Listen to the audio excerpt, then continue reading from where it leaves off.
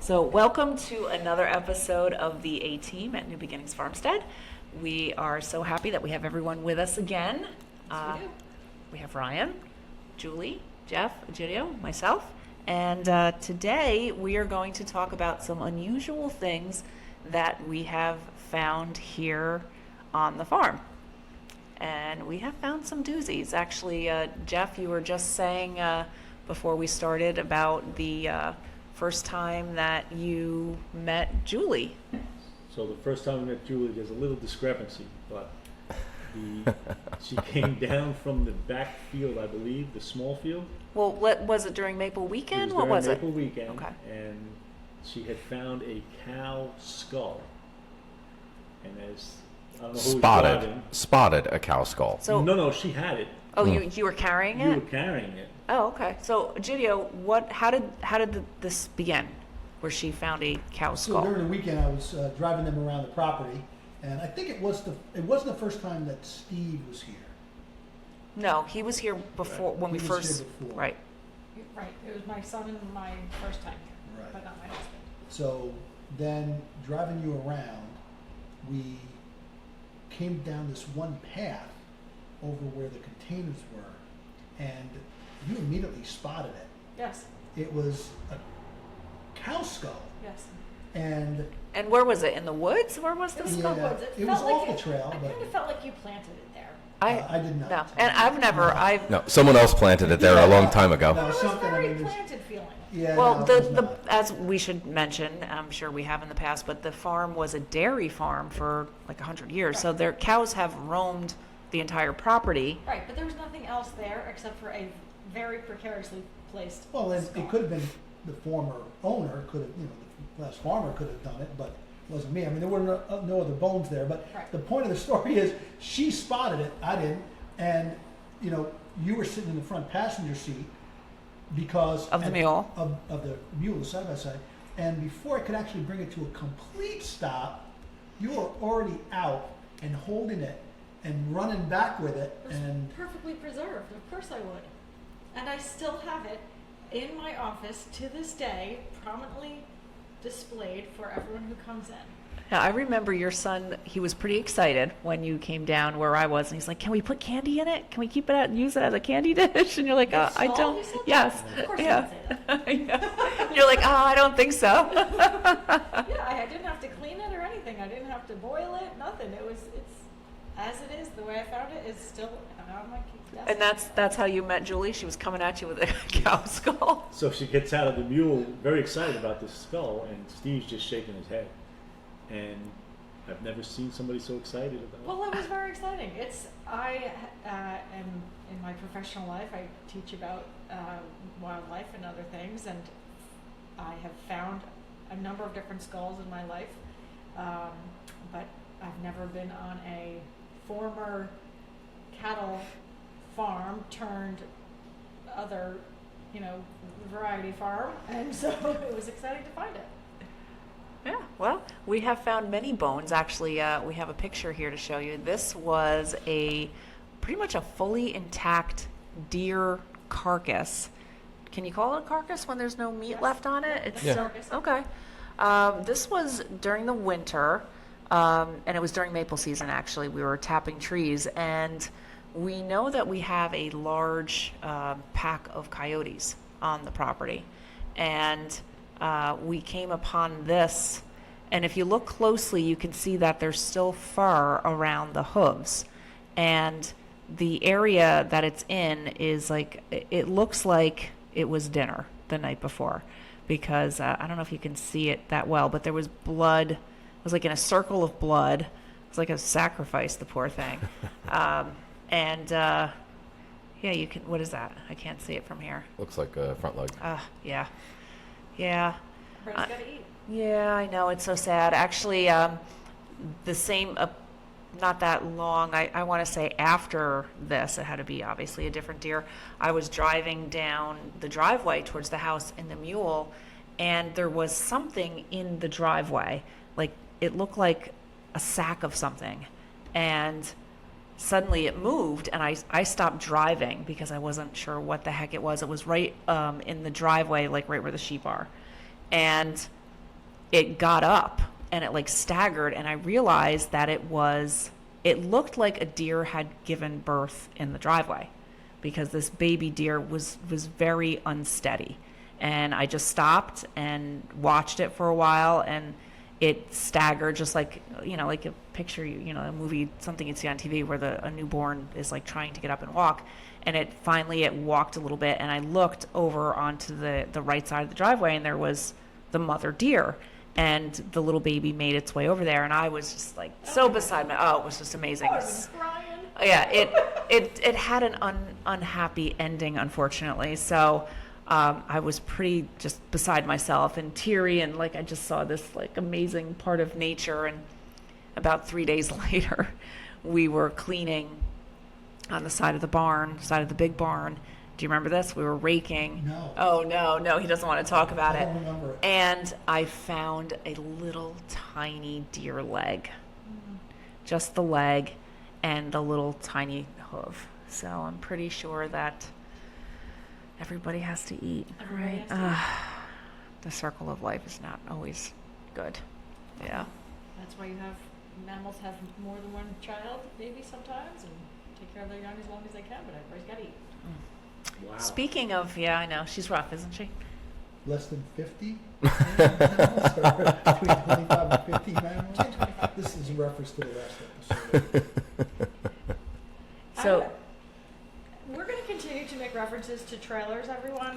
And if you have a strong affinity for or against trailers, I would love to hear from you, because I feel as though I might not be alone in feeling as though this may be too many trailers that are possessed by this farm here.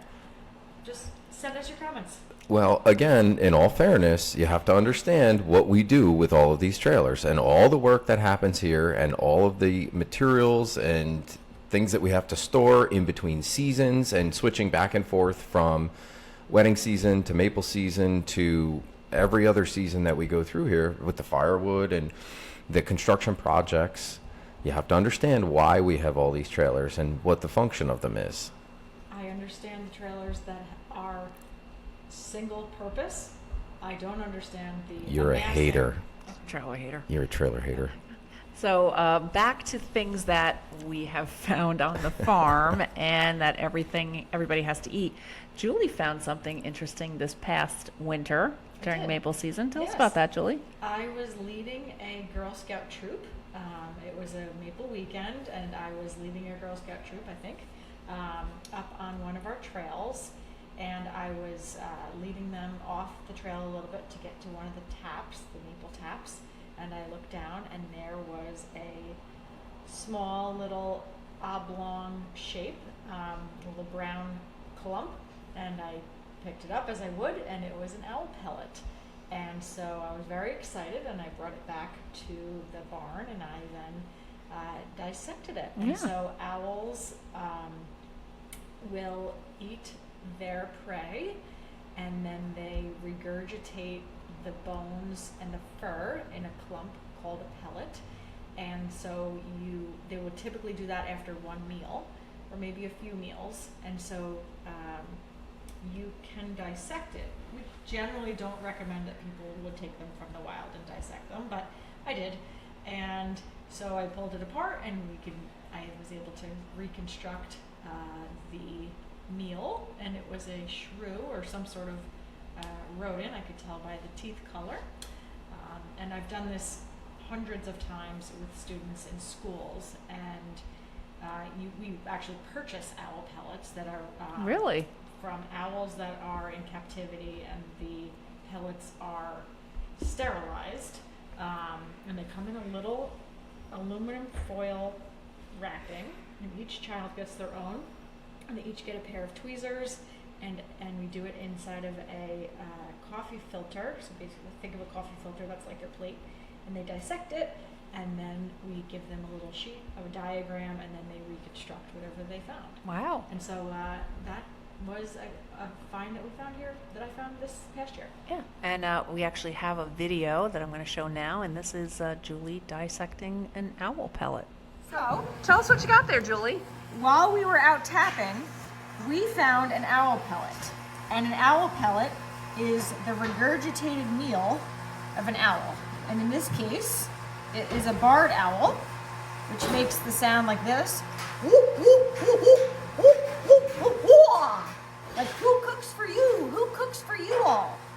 And in this case, we are now pulling apart the owl pellet to recreate and reconstruct the meal. In this case, it was a rodent, and we can tell that it was a rodent because we can see the lower jaw has orange teeth, and rodents have orange teeth. So it either could be a mouse or a vole, just kind of like a mouse, or some other kind of small rodent. But I'm only finding the skull, which is fine. Either way, they do this once after every meal. And they throw the whole thing up, including the fur. So if you dissect it, you can find exactly what they ate, which is pretty cool.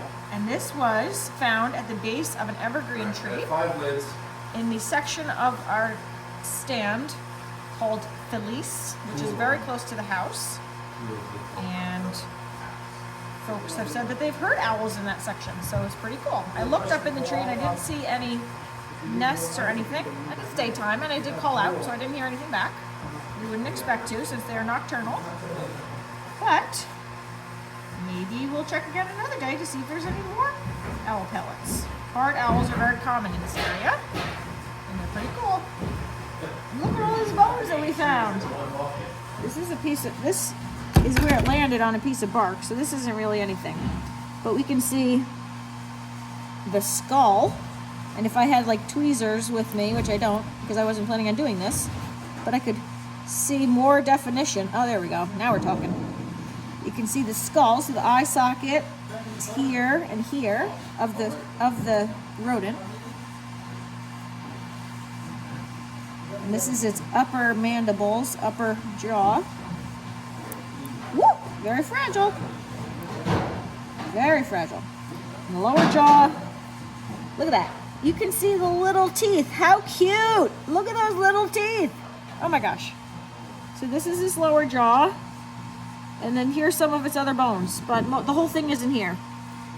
But so far, we can kind of pull out the little bones. And if we had all of it, we can reconstruct the whole thing. But for now, that's about it. Pretty cool. Just another cool part of working in the woods. So that was a great video, Julie. I had no idea that that's what owls did, that they regurgitated their victims. Yeah, and so if you want to find one, this one I actually found, it was at the base of a tree, but it was at the base of a deciduous tree. I typically look at the base of evergreen trees, so it's common for barred owls in our area to be in our evergreen areas, and so if you look at the base of a tree, you never know what you're going to find. I guess so. So what else? What else have we found? We found a tree through the roof of the sugar shack. That was interesting. That was before or after we noticed the water running out of the doors from that storm. I think that's why we originally went in there. A tree fell? I don't remember that now. I remember being up there fixing it. All three of us were there. In the ice storm. I remember, I don't remember. I opened the door and looked up and I noticed there was extra light and quickly realized, wow, everything's covered in water, and it was a rain ice storm or something, and it broke through and damaged the metal sheathing on it, and the tree was still obviously attached, and we had to get up there and cut it overhead. If you remember, pulling it all down, and then scrambled to try to find. We actually used a piece of metal sheathing that we had extra somewheres, Yeah. and fixed it because we needed to close up the hole. We have found many holes here on this property, haven't we? We came upon one area that's not far from the sheep. How did you discover that hole? I'm pretty convinced it's like a whole cavern underneath there. Yeah, so I mean, it's all covered in now. It's covered in, not filled in, but I noticed when we were up there, I could feel the cold air. And right away, I'm like, something's not right about this area. And it was a hole of about a foot, maybe 8 inches wide. And I ended up throwing a rock in quick. And before it hit anything, it took longer than it should have. And I'm like, oh, that's no good. And, we have deep crevices throughout the property, right? When we do maple season, we're always very careful. And so I threw a larger stone in, and I could hear it bounce a couple of times, and so we went up to get a flashlight and look inside, and it was probably 25 feet deep in this rock crevice, and where the sheep were, so we ended up using galvanized fencing and essentially weaving a net over that whole area, and then putting large objects and stones and stuff to keep them away. But there's also another crevice up top in the main back line, and that one Julie almost fell in. That is not true. That is not true. I did Julie not, went climbing down in it. I intentionally had full control over what was going on. I did not almost fall in. You make us very nervous. Well, Is this when you were eating the packing peanuts? That was that before or after you tried to climb down there? no, I didn't try to climb. Okay, here's the story. So we operate this maple operation. We purchase a lot of bottles Mm-hmm. that come in packaging, and that's what we were getting, right? Yes. Yes. And so we got a large shipment, and they came with packing peanuts. And the packing peanuts were the biodegradable type. And so I said, oh, these are biodegradable. We shouldn't throw these away. And we're talking about a lot of boxes. Yes. A lot of More than A you lot. could eat. more than I could eat. So I was eating some of them, which I don't recommend, but I was eating some of them because I was like, we could be eating these. Let's not throw these away. So I started eating them, and then I said, okay, well, this is not a sustainable way of getting rid of these. I can't eat this many. And so I started consolidating them into a cardboard box and watering them. And so Cardboard box and water. yep, I was watering them so that they would turn into a slurry. They And don't then instantly turn into anything other They than were, a box and I was full stirring of it. water and peanuts. I was stirring it, and I kept putting them in there, and you all were going along with it because I think that you thought I was cute at that point. And so I was doing that, and then after a while we realized that this was creating a disaster, and so then so plan A was eat them, plan B was the slurry, plan C was we're still not throwing these away, and so Egidio and I took the bags and bags and bags and bags, contractor bags, of the biodegradable packing peanuts, and we took them up to this crevice and we dumped them in it. And I did not fall. I didn't even come close to falling.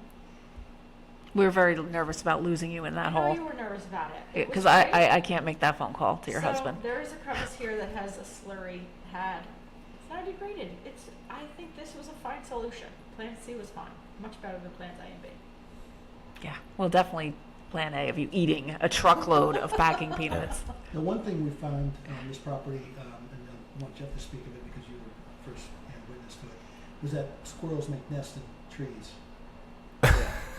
So along with Julie's love of animals, we were cutting down a tree, several trees, multiple trees, and as this tree is falling, 2-3 squirrels jump out. Okay, him and I look at each other, knowing what's going to happen next, and the third person with us screeches because we just took out, I guess, a condo for squirrels. Yes. Took their home away. Took their home away. But the moral of the story is, several hours later, we were cutting down more trees, and one fell on me, right? Yep. Not a peep. So 2 squirrels get a screech, but Gideon and I get nothing. Just saying. So what we found was the regard for human life is not there. He wasn't displaced. He didn't get seriously hurt. Define We seriously. did not know that at the time. Yeah. We do wear hard hats as a result. As a result. Of that true, and I was incident. going to say, like, the trees we cut down were marked as part of our DEC forestry program that were part of a tree farm, certified tree farm. So we're required to cut those trees down. They had to come down. There was snow on the ground, significant snow on the ground. So when they got out, the squirrels landed in the soft snow, and then relocated. Relocated. You found them later on, Jeff, True and they were statement. fine. Yeah. And they were fine. I don't, And- that part of the story is not true. Yeah. Well, you were definitely upset, and but as Jeff points out, she was not upset at all. Apparently, when Jeff got hit with a pretty good sized branch that I have no idea where it came from. Right? That's absolutely just you were far away from everything, and it just came loose. And we call them widowmakers, right? The widowmakers up there, and so now as a requirement, anybody that we go in the woods with has to have helmets and stuff on. So there was the squirrels in the tree. Yeah, but I feel like I said, "Are you okay?" And he immediately, "Are you okay?"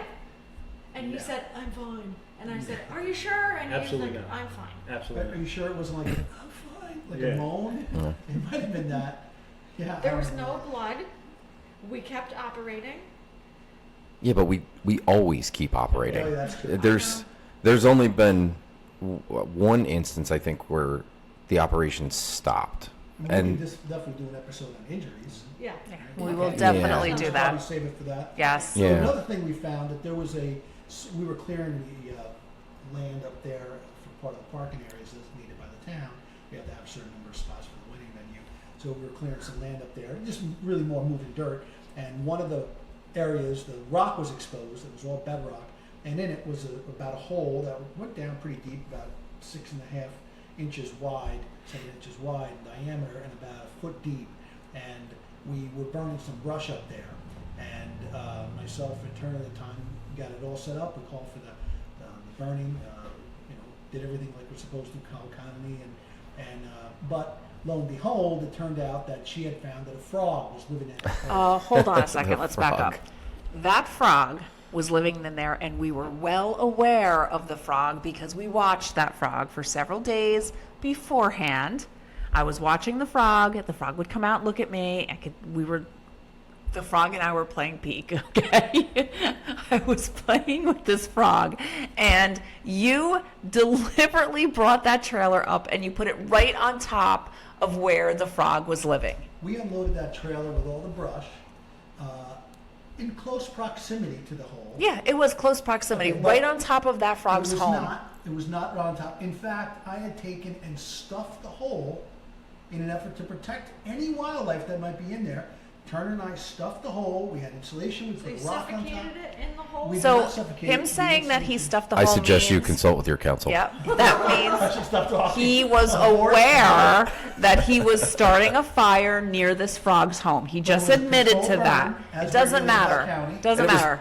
It was in control. It was in control. Yeah, The in frog was control fine. for you, We not had for the one frog. that we were in. So anyway, burn the. I was not brush there, down. so I didn't know this was happening, but clearly he So knew we burned the because brush he down, and the next covered day the we Go hole. up to pick up the ashes, and as soon as we get out of you drove the tractor up. I got out of the truck, and you looked over at me, and you went, "Is that where you burned the brush?" I go, "Yeah." She goes, "Is that where the frog is in that hole?" I go, "Yeah, he's fine. I put insulation and covered up with a rock. I mean, he's good." Insulation, Yeah, fiberglass. Which covered with a block, Kept natural the block, ele- fireproof block. which It was did not allow him fireproof to block. escape from the fire, Fireproof basically. block. And I'm getting mad now. This was how many years ago? Man, So we had the tractor up I there. was so mad, Julie. I didn't talk to him the entire day. I'm not going to talk to you the entire day. I And was have to tell so you, mad. Go ahead. Can we get more frogs if they're not gonna talk to us for the entire day? Okay, tell us the story. This better end differently than It how it ends started. very differently. So We ate the frog. I can sense, it doesn't take much, but I can sense that she is upset. There's no verbiage. She's not looking at me. She is using the rake and shovel, beating on the ground, loading the bucket of the tractor with the ashes. And Because he knew the frog And I lived said, there, and he knew that "Are I you-" was aware of the frog and making and sure his the frog was okay. passive-aggressive behavior continued until I said, "Are you mad at me for something?" And she said, "You know why? You killed a frog. The frog's dead because of you. You know I was friends with that frog." And she went on this Yeah, huge, yeah. crazy tirade I was on it. very upset. And You lo and started a behold, By fire. the true grace of God, Here comes the frog. the frog comes out behind the tire of the tractor. Yeah.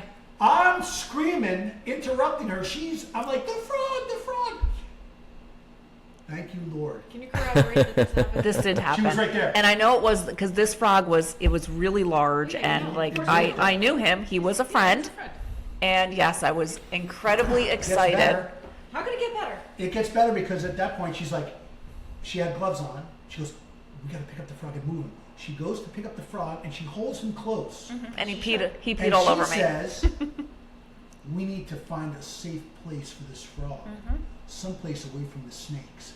So we drive to the back of the property, and behind one of the trailers, we find an area, and she goes, push through the leaves, Make sure there's no snakes snakes. in there. Yeah, we relocated the frog. The frog lived, and we relocated him, and it did have a good ending. He's lucky because I was so mad.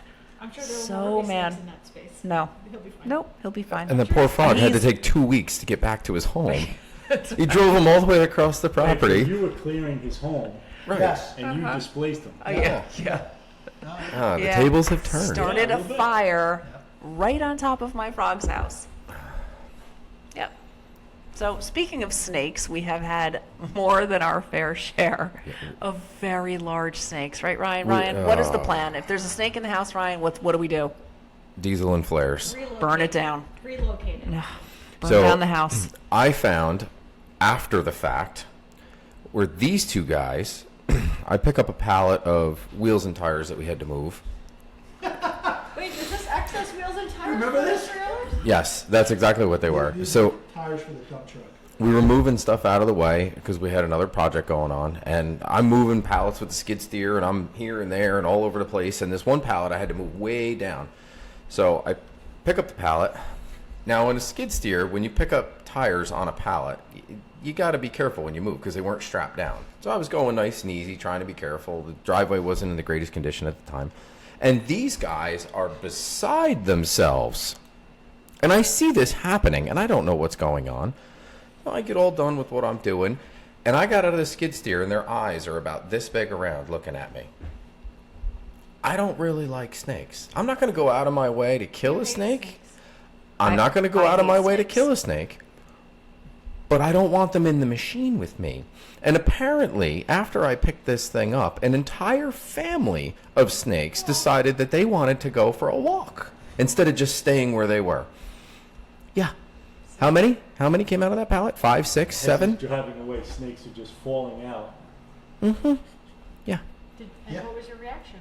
No, I Well, didn't he even didn't- know it was happening. Fortunately, he didn't know. He would have, I don't know. That's why Gideon and I were looking at each other because didn't want to tell him as Aw. the snakes were falling.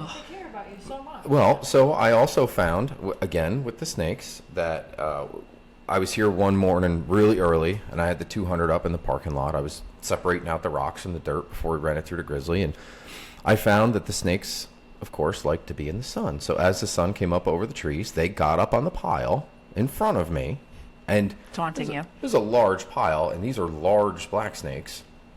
And they would just sit there looking at me. And every time I'd take a bucket, they'd move over a little bit, move over a little bit. Harmless black snake, Harmless black snakes, right? Taunting you. Right. but harmless. I wouldn't go out of my way. And I stopped the machine and I told them, if you stay where I can see you, we're going to be fine. Is this the same reptilian language that she used to speak to the frog? The frog. That's No. amphibian. Frogs are Oh my amphibian. gosh, we've talked about this before. What, amphibian Amphibians versus reptilians? versus a reptile. Yeah. Okay, A we might reptile? need a lesson on that. All right, we're not going to leave that lesson right now. Regardless, we found a lot of surprises here. Yeah. I had a little snake surprise in the the old sheep shed. I was walking past one time, and I heard this bird, like a little bird's nest. I peeked in. There's a bird's nest in the corner, and the mother bird is going crazy. I'm like, what the heck is wrong with this bird? It's in this little shack here. Everything is good. And I look over, and here comes this black snake, and it's coming around, and I am screaming. I'm a lunatic, and he knows because I have a shovel, a very long shovel that has a flat edge to it, and it is my snake killing shovel. I said it out loud, Julie. It's my snake killing shovel. And he's coming down the driveway, and I'm in the middle, and I'm screaming for him to hurry up. And he sees the shovel. He doesn't want to kill the snake, right? And he's taking his time. There's no time to take. Mama bird is freaking out because her babies are about to be eaten. Go ahead, tell them about the snakes. Finish the story. I went in and I talked to the snake. And then, and what happened? Did the snakes show you his friend? Anyway, so the sheep shack is an old shed that was here, and we kind of converted it. And sure enough, she's right. There was a bunch of bird stuff going on. So I duck underneath there. She's holding the square shovel because she wants me to kill the snake. I'm like, that's ridiculous. It's harmless. So I get underneath there. I lower my head, go in there, and I will admit at this point that it was a large black snake.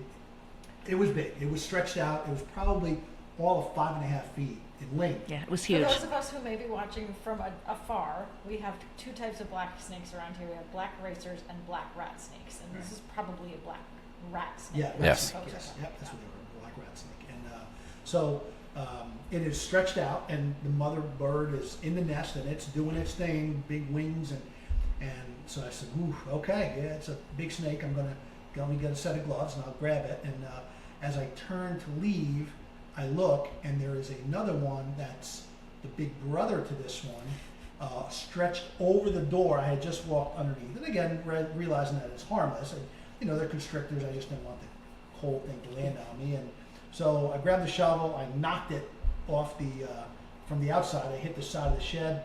It fell down the ground. Grabbed that one out. Go in. Go from the other side. Kind of wrap my shovel handle around. That one fell to the ground. Grabbed that one and took them out. And that was the end of it. But in one other, because we did clear a lot of property, and they were close to, initially before the wedding venue happened, they were close to the house. There was a tree that had come down, and it was hollow. It was rotted out. So as I was cutting it up, I looked as I'm cutting the one piece up, and I saw something move from the corner of my eye, and it was a rat snake that had coiled up inside the hollow part of the log. So I stood the log up and took another piece and put it over the top, essentially keeping the snake in there. Turner, your That youngest, seems comes to out. be a theme. Are you just trapping animals in the spaces where they are? But they're safe in those spaces. Oh, They okay. are safe. It's like getting locked in your bedroom. It's Wow. a safe space. Okay. And so at that point, Turner comes up, and back then he was as cute as a button, wasn't he? And Little he come tiny up and thing. He goes, "Hey, Gidio," and he puts his elbow right on the top of the top log, and he goes, "What are you doing?" I go, "Hey, buddy, there's a snake in that log." And he goes, "What?" I go, "There's a snake in that log." He goes, "Show me." So I slowly peel the big log back, and sure enough, there it was. And the tongue is going, the eyes are there. He's like, "No way." I go, "Listen, you can no way tell your mother that there's a snake in this log, because I'm telling you right now, she will lose her mind." Okay, it's got to be our secret. Don't tell your mom. He's like, "Okay." Next thing you know, he leaves, and she comes walking up the driveway with the look on her face. And Can't she goes, tell my "Is little- there a snake in that log?" I go, "What?" And she goes, "Kill it." And I go, "No, I'm not killing it." So I said, "We're leaving it here. In the morning, I'll take it back out to the back of the field." So first thing in the morning, I go out, I take off the top log, and it was gone. Just like the frog. It found its own safety. Yeah. And she didn't know it was actually safe. She thought I moved it for many years. Yeah, I found out just recently that the snake just disappeared. Yeah, yep. But I did go grocery shopping one time, and he sent me a picture of Turner, I have right here, holding a snake for me. Yeah, we found it alongside of the road, and I said, "Oh, here you go. Hold it up." I said, "This will teach your mom for leaving you with me." And, so he had gloves on this time, and so then I proceeded to say, "Well, come here. We're going to give it to the chickens," and he did. He tossed it in the chicken coop, and they loved it. Everyone's got to eat, Everybody's got to eat. and they absolutely loved it. So on a couple of other ones, we find snake skins, and the rat snakes get up there, and again harmless. And in this one, this photograph, I think you'll pull up. There's a picture. It's my hand, the glove hand. We were moving some stuff around the one barn, and up top, and it was a piece of fencing, mesh fencing, and the snake had intertwined itself in the fence. She had reached for the fence and realized this thing is wrapped in there. So I had to go up there, grab its head, and slowly pull this thing out, and it immediately coiled around my hand. And I do recall a wedding not that long ago where we had our, what do we have, our little walkie-talkies, I guess. and we can usually hear each other. And suddenly on this walkie-talkie, I'm down the driveway, I hear, and I'm like, what the heck is that? And I take it out and I'm like, is the channel wrong? Like, what is happening? And all I can hear is this screeching and squealing, high-pitched noise, and I come walking around, and it was Julie. Yeah. What was that all about, Julie? There was a snake in the road in between the cars. And this was a wedding. They were all from New York City, Yes. not really prepared for the enormous black snake that was curled up in front of them on the driveway. So Jeff and I were up by the wagons loading people. We hear you on the radio, right? We couldn't make out what she was saying. No idea what she said. Just screaming, right? Just And high very pitched. She's articulately jumping. said, No, you did not. She was jumping up and down. This is Julie. There is a snake in the No. road. No, there was no There was articulation. no- I don't It know was about a that. high-pitched squeal that nobody could identify. It was me with passion. It was you going, Okay. somebody come get the snake. So what I was the- not afraid of it. Jeff's I was like, just what did telling she you. say? Yeah. I don't know, right? So we walk down, Yeah. and there's a snake in between the cars, and everybody's All the cars are backed up, backed and up. you picked up the snake, and all the people had their heads out the The window. one lady who was the first one stopped. I lifted it up, I picked it up, we're starting to coil, and I gave her a little wave, and she was kind of like what we looked like when those snakes fell out of the skid steer body. And I threw it into the woods, and we waved her up, we got back up to the wagons. And she came over, she said out of the window to me, she's like, do you see those around here a lot? And I said, yes, we do. And then the snake came back into the road. It was he threw it in the direction it was coming from instead of where it was unfortunately, going. Again, the translation of what direction are you going in didn't work with the snake, so I threw it back in the direction it was coming from, only to find out it was going And the home. snake's like, what is wrong with Yeah. you? I'm trying to get there. So the snake came So back. The moral of the story on the farm is if you're a cute animal, That's right. You're cute and fuzzy. we keep you around. Right. That's You're right. not a cute animal, you Well, gotta go. The foxes are cute. Yes, they are. Yes. Yeah. And we actually have a bunch of fox that you saw last night on the camera. Right, Egidio? I haven't seen it yet, but you told me there's a lot of fox activity. We have had the fox den. That was in 2022, actually. And oh my gosh, I have so many videos of our little fox friends, and love them, love them, love them. And there's also a lot of coyote activity on the property as well, right?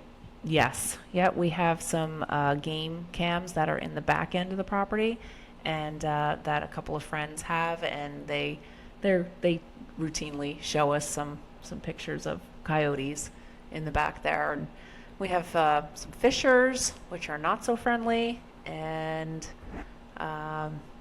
what else? Bear. There's a big bear in the back. The fox kits are definitely my favorite. Yeah, so with the fox pictures, you'll see paper plates laying out there, and the first thing she said was, well, I haven't seen the mom fox, we should feed them. I have to feed them. Yeah. I Well, said, don't feed them, that's nature at work, don't feed them. And I think, Julie, at that point, you said something to her that she didn't like, right? This is a terrible idea. Don't start doing it. Yeah, and And then I immediately tried, did it. And she said, okay, and I came in the house to eat dinner, and I was one cutlet short of my normal 2 cutlets, and it turned out that she had taken the plate and put it out there, and it chopped it up very small, so it didn't have to chew much. Bite-sized pieces of chicken cutlets. chicken and carrots and some other vegetables that they And also at one like. point, and I'll let you finish this story because I don't tell it as well, that there was the runt of the litter. Yeah. So I had gone out. So yes, we did not see the mother on the camera for probably 3 nights because our camera tells us when there's activity. So I was checking, and the mother was not showing up, and I thought, oh no, the mother was hit by a car, and now these babies are going to die. I can't let that happen. So I decided I'm going to go give them some food. So I looked up what would a fox kit eat, and I just happened to have everything in the house. Frog. Yeah. Carrots? Was carrots part of that list? Yes, yeah, it was on there that they ate carrots, so they did. On a plate? Well, I didn't want to have them eat out of my hand, Julie. So when I first went up there, the first time I brought them food, I literally stood perfectly still. I put the plate like literally a foot away from me, and they came out and ate that close to me. They didn't know at that point to be afraid of me. And I just stood there and marveled in their adorableness, as you can see on some of these pictures. And I was feeding them, and then I noticed that there was about 8 of them actually, and I noticed that there was one little one, the little tiny one, the runt, and they weren't letting him eat. And every time he tried to eat, they were biting him in the face, and I wasn't having that. So I went back in the house. This is probably 2 weeks into feeding them. I went back into the house and I got another plate of food and I put it on the other side. And when they bit him and chased him away, he ran right into this plate of food. And so I started feeding him separately, and he made it. He survived. And he's here I somewhere. hope that he's finding his chicken cutlets and carrots in the woods right now on a plate. I'm somewhere. sure he is. I'm sure he is. Yep. Well, it was interesting. We had chickens. Had. Farm. Had chickens. Had yeah. chickens. We Because tried. now you have foxes. We had You don't have predators, chickens and anymore. We had those chickens. And one of the things that immediately showed up was the fact that when we had these foxes, one of the days, I think you'll show the pictures and videos on this, that we found feathers. Mm-hmm. And we're like, oh no. Uh-oh. And we let our chickens out every morning. put it But back at in. that point, we only had the We 3. had 3, and I go back and I count them, and there's 3. And it turns out they weren't our chickens. Yeah, and there was like a new dead chicken every day. They were going all the way through the farm, the mother, to the other farm behind us, killing one of those chickens. And our chickens were right across the driveway, clucking away. And I actually have a video of our chickens scratching at the door, and they're doing nothing. No, I don't know what that was about. But, yep, they made it. They, well, I think, maybe that generation is what's on the farm now. Some of their little families. So, But it's a wild animal. Yeah, the video we just found. look, you don't see fox kits in the house, right? So, Not yet. not yet. Everything's fine. What happens if you had gone out there and one of them had a little bit of a limp Oh, if it had a limp, then it would need special attention, right? by an animal veterinarian? Don't you have a limp? Because He might at the end of the day. Remember the whole cute thing? Yeah. So I think this wraps up this episode of the A-Team here at New Beginnings Farmstead. I hope you enjoyed this. If you have any questions or like to see more pictures of maybe the fox kits, because they're absolutely adorable, you can let us know, and I'll post some more pictures and videos. And we hope to see you again soon. See you soon.